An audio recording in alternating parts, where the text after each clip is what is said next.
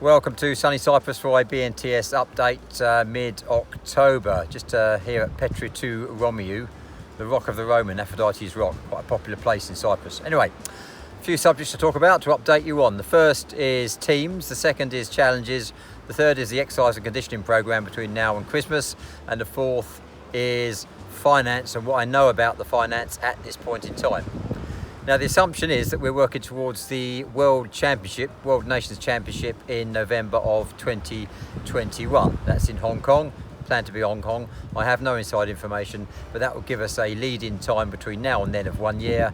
And we're working towards a capacity building phase between now and Christmas, building up to time trials early spring, and then into full-bodied preparation for competition around about November. Now, that's the assumption I'm making, and that's what I'll work towards, or we will work towards, until we hear anything different. The challenges are, of course, we've got a big group of people spread over the globe in different locations, different levels of lockdown, imposition of various restrictions, relaxation of those restrictions. Some people were paddling in full boats. Well, we were in Cyprus up until yesterday.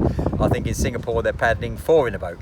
So we've got to come up with a program, or I've got to come up with a program with you that's going to work for all of those. So I expect challenges all the way, and there's no challenge it's not really worth doing the job in my view. So you've got to bear with us to a certain extent. Please contribute, give us your opinion, give us your valued ideas and assessments, because that's all going to help, because it doesn't matter how much experience I've got in this particular sport. If you look across the global BNTS Senior A skill set and experience, it goes into many hundreds of years. So if you're not drawing upon that, then we're wasting some effort and resources. Teams, Microsoft Teams, that is the preferred communication option. Everybody should be able to get onto Microsoft Teams, certainly by now, and you don't need a Microsoft account to get onto Teams, I am reliably informed. Now, if anybody still has some difficulty accessing the platform, please tell me and we'll get it sorted out. I'm pretty sure most people have now got access, but I'm still finding I'm issuing or sending out invites. So we need to tidy that one up if we can as soon as possible, identify any problems and solve those. So the exercise program. Now, normally at this stage of the game, then I've met everybody in the squad and we're working together and they can get some group and individual coaching. That's going to be a difficulty this year because clearly lots of you I have not met, or we're very widely geographically spread.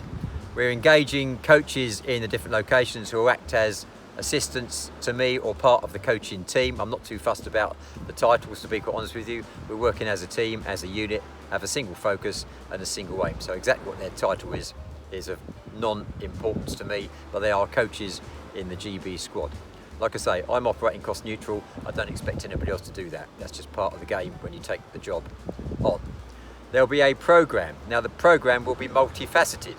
There'll be clearly a paddling program, but you've seen the technical drills videos. There's 4 technical drills I'd like you to practice in the first phase, the first 5 weeks of, let's call it a 10-week program. And the second phase, I'll give you another 4 technical drills. And technical drills need to be practiced to become familiar with them and almost to become second nature. And they are the basis on which we build. You hopefully would have seen a document I've just put out, or I've just put out today, so you may not have quite seen it yet, and that gives some underpinning knowledge on the terminology I'm using. It may be familiar to you. If it's not familiar with you, please have a look, but that's the stuff I'll be referring to. And I'm going to set some exercise routines, so each routine will have an aspect of technical paddling, some anaerobic work, some aerobic work, and some other bits and pieces as well. And when it comes to scoring, all you need to note in your training diary, exercise diary, that I'm going to ask Tim in Hong Kong to come up with a spreadsheet of some description, then you need to note what you've done in relation to that particular day. You've done exercise program number 1, paddle program number 1, and I'm going to write it so that you can also do it on an ergo machine, be that kayak ergo, rowing ergo, or paddle ergo. Okay? If you can't get access to all of that stuff, then you could probably do it hill running, stationary bike, road bike, or some other permutation. The sort of things we're going to be talking about are skeleton sessions, hit sessions, pyramids, ladders, Tabata, that sort of stuff. So it's an exercise routine increasing your exercise capacity at different intensities. Okay, it's not going to be too unfamiliar what we're asking you to do in this volume and capacity building phase. That's the paddling and the ergo. I've asked Tom Watts to come up with an 8 to 10 week strength and conditioning program, which is anticipated fairly soon. There may be a cost to that, and we'll work through that. If you're already working with a personal trainer, you already have your own strength and conditioning program, then please tell me what it is. We'll just make sure, I'm sure it'll be absolutely fine. We'll just make sure it's on the right tracks along the same lines that we're working, as I'm sure it probably will be in the vast majority of instances.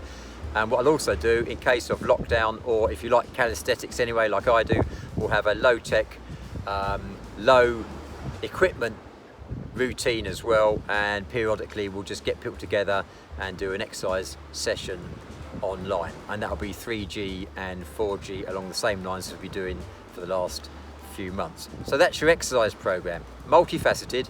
Now, we're not asking you to do or expecting you to do everything every day. Clearly, we're going to set a scale of exercises, and on top of your other team training, outrigger training, dragon boat training, stuff you're doing outside of BNTS, then you need to just keep a log, keep a diary, keep an inventory of what you're doing, so we can keep a tab on who's doing returns and who's not doing returns. What I'll also do is set some, not challenges, set some sort of benchmarking tests, maybe 500 meters, 200 meters, 1,000 meters, or an equivalent time on the ergo, so we know where we are in relation to skills, exercise, fitness and conditioning. So that's where we are at the moment regarding exercise and conditioning. I'll send out a further sheet which gives you the detail. There's also the videos for the technical drills and the underpinning knowledge sheet as well. If all of that makes sense, absolutely fantastic. If none of that makes sense, get in contact please. And like I say, the preferred medium is Teams, and the Teams platform that saves me and the other coordinators trying to contact people through various other platforms and methods. In relation to finance, there's not a great deal I can tell you about this. I do know that I run cost neutral, so when it comes to my individual travel, should I come to Dubai or Singapore or Hong Kong or all on a roadshow sort of trip, then basically I'm looking to break even. I'm not precluded from making a profit, but I don't make a profit, it just covers my cost, and that is that. And I don't stay in very expensive hotels either, you'll be glad to know. Now, when it comes to other strength and conditioning coaches or local coaches, I don't expect them or anticipate they'll work for nothing. So I'll have to come up with some sort of option where they get reimbursed for their incredible effort and energy, or the incredible effort and energy they're going to put into this. That will need a local coordinator, local finance person, and we'll also be appointing a more global finance person as things get going. Now, how much will the trip cost? Difficult one. How long's a piece of string? At the moment, airfares have not been impacted too much by the COVID situation. That may well change, so I can't really give you a forecast at this particular time. What normally happens, I've got to say, in a campaign is round about the time trial time, which would be early spring. That's really when we start working out those sort of situations, and what tends to happen is the event organisers then start engaging local hotels and generating options in relation to where they're going to stay. Obviously, if the competition is in Hong Kong and you live in Hong Kong, that's not going to be an issue for you. Others obviously travelling, and what we tend to do is have a central hotel where the squad stays, although we have on one occasion had a higher cost option, not that it was particularly expensive, and a lower cost option. What we don't want is people geographically spread. However, with people living in Hong Kong, that's going to happen. So I say, what rules and priorities we've had in the past might to a certain extent go out the window. A case of working through the problem when it becomes a problem, if it becomes a problem. So that's that. In relation to training costs, we'll manage that locally. In relation to my costs, should I fly into various locations, like I say, I'm operating cost neutral. On top of that, there's going to be kit costs. There's a basic scale of equipment, or kit rather, that you're required to have. A race shirt, race shorts, and what they call a medal shirt or a red shirt. I mean, okay, but that should cost no more than 50, 60 GB pounds. Hopefully less than that, depending on the kit suppliers. But like I say, it's all a bit up in the air at the moment because we're not really sure if the kit suppliers that we had last year are the same kit suppliers as this year. Okay, as the sun sets at Yomasoya Dam, having leaped 40 kilometres in a single bound back from Petra to Romu, 4 points to consider. If I've missed anything, I'm sure the coordinators will get on to me and give me a hard time, even though that's not physically possible. All joking aside, it really is important having clued in coordinators who can keep me on the straight and narrow. One question for you. Have you subscribed to my channel yet?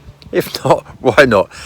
Gross Paddling Happiness, lovely channel, full of great content, paddling stuff, non-paddling stuff, stuff of interest, stuff of less interest maybe, but it's we love making it. Anyway, please subscribe, hit the notifications bell, get all the content as it comes out, and have a good day. Gali Sena here, Kali Nikta. See you soon.